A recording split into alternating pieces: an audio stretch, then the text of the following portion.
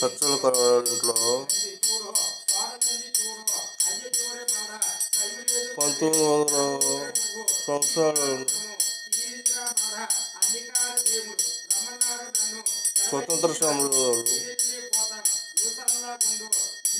100 సంవత్సరాల కిందటి నుండి ప్రతి సంక్రాంతి ముందు వస్తుంటారు.